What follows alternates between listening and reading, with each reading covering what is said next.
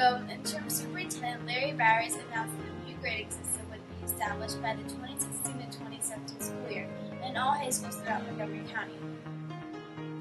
There has been some great debate as to whether this new grading system will benefit the students or if it will actually end up harming them in the long run.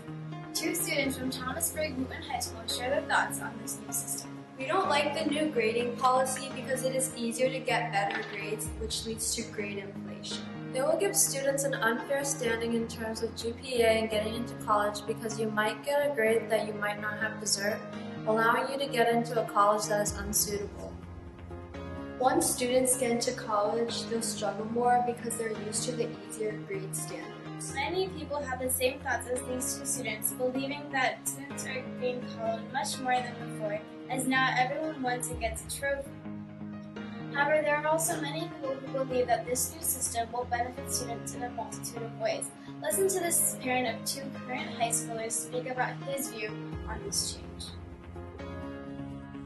I would prefer to the new grading system over the old grading system. Usually I think the most important is that the new system is simpler and also is more representative of what the students have learned. I think without final exam, the students can still practice some like SAT test in a test setting.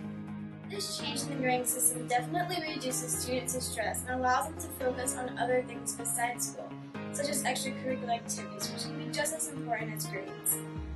Because of the difference in consequences, teachers are trying to make the most out of this opportunity and challenge the students to gain more knowledge with this new policy than they did with the old one. Here's a teacher's viewpoint on the change in the grading system.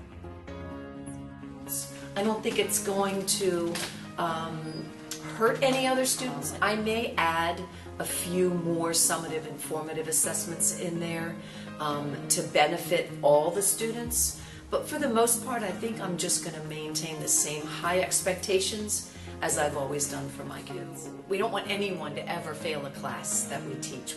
We want them to be successful and understand that that's important, but that they also have to work hard in order to be successful in class. I hope that the new grading policy motivates students to do well throughout. I think it's going to be a win-win for teachers and students. The consequences of this change can be both beneficial and harmful to the students. Ultimately, it's up to the students, parents, and teachers to make the most out of this change, as it will be influential in their paths to success.